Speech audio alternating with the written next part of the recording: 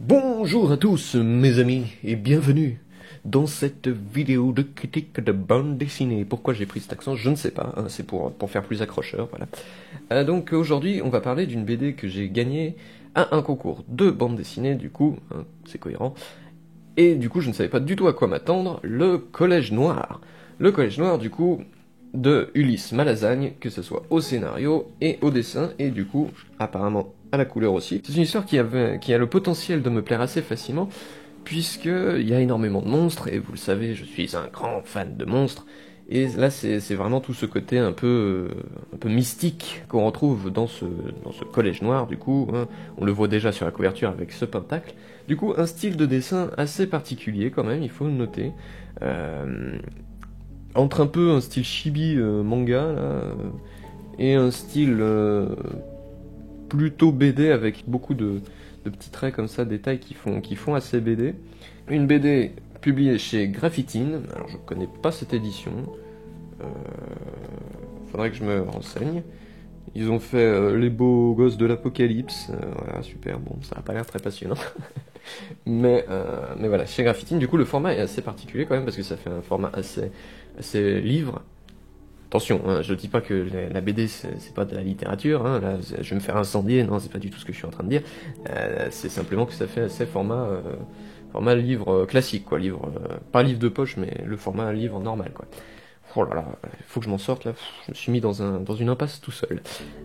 Donc du coup, le Collège Noir, ça parle de quoi? Ça parle du coup de Ulysse, ça c'est très judicieux de sa part, à l'auteur. Se mettre lui-même au centre de l'histoire, on a fait un personnage qui s'appelle aussi Ulysse, et comme si c'était une histoire autobiographique, ça donne un certain impact, on croit que c'est une histoire vraie, etc. Enfin on croit. En tout cas, il y a une immersion qui est intéressante avec ce postulat. Voilà, donc du coup c'est l'histoire de Ulysse et de ses camarades de collège, du coup, le Collège Noir.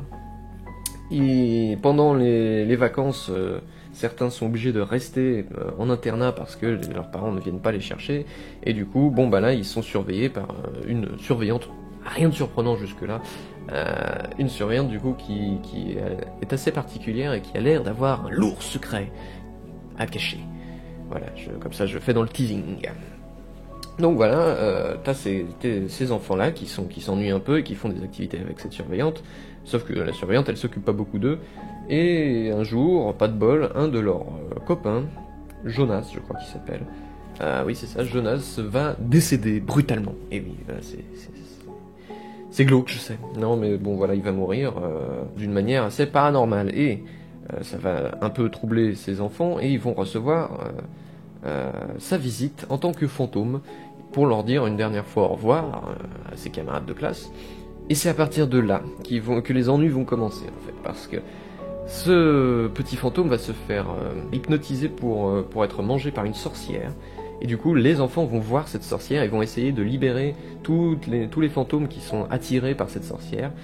Et le problème, c'est que elle va leur en vouloir, hein. Elle va leur jeter une malédiction qui, du coup, leur fera voir tout le monde, le petit peuple, on va dire, toutes les créatures qui jusque-là étaient invisibles pour les autres êtres humains, du coup, loup-garou, vampire, golem, lutin, troll, etc., tout ça, maintenant, ils vont pouvoir les voir et vont être obligés de devoir cohabiter avec eux. Et ça va pas être aussi simple que ça. Du coup, en plus de ça, la sorcière va essayer aussi de les retrouver, parce qu'elle leur en veut, elle a une rancune tenace, et elle va essayer de les tuer en leur envoyant nuit après nuit des créatures sorties tout droit de grimoires avec de vraies inspirations ésotériques. Voilà, donc plutôt classique, on va dire, au niveau de son histoire, mais qui réussit bien. Les personnages essayent d'être attachants, mais personnellement ils ne m'ont pas trop attaché. Mais c'est pas important parce qu'il y a beaucoup d'action, beaucoup de créatures, le style de dessin très innovant. Pas mal de mystères, le mystère réussit bien. Alors ça reste une histoire qui est plutôt pour enfants, je dirais, aux collégiens. Elle essaie pas d'aller chercher trop loin non plus, mais voilà, ça réussit bien, tout ce qu'elle essaie de faire, le mystère marche bien, l'action est bien réussie, le dessin est innovant, et cette idée de narrateur qui est le vrai auteur, je trouve que c'est une idée assez pertinente. Il y a toute une hiérarchie au niveau des créatures, c'est très intéressant, et du coup on a envie de connaître la suite. Il me semble que c'est une série finie, en 3 tomes, J'ai pas les autres tomes, mais j'ai très envie de les lire, du coup, ça veut dire que c'est une mission accomplie pour le Collège Noir, ça réussit à me plaire. Voilà, du coup, bon, je vais quand même présenter les personnages. On a Ulysse, du coup, qui est un personnage hyper classique.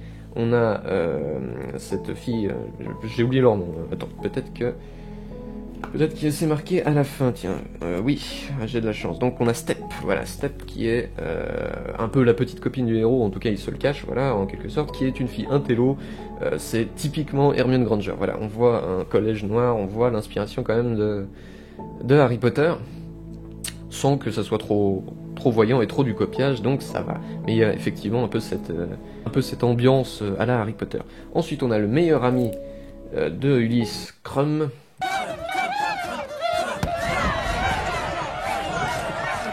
Il n'y en a pas deux comme Krum. Krum, Krum, Krum. On dirait un oiseau à sa façon de voler. C'est plus qu'un athlète. Krum, Krum. C'est un artiste. Je crois que tu es amoureux, Ron. Du coup, Krum qui est un lourdeau, voilà, c'est tout, un lourdeau. Et on a Ous, qui ne sert à rien, je peux même pas le caractériser, je sais même plus ce qu'il a comme particularité. S'il aime les jeux vidéo, je crois, et tous les trucs de geek, sauf que il est pas intéressant comme personnage, et il a très peu d'interaction.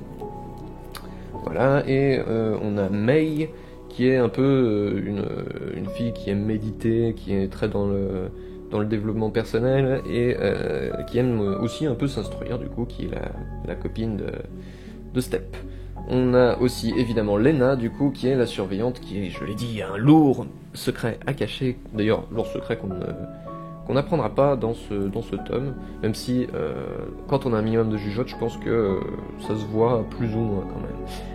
Voilà, même si j'en sais rien, ça se trouve, je me gourre puisque je n'ai pas lu la suite, mais je pense savoir.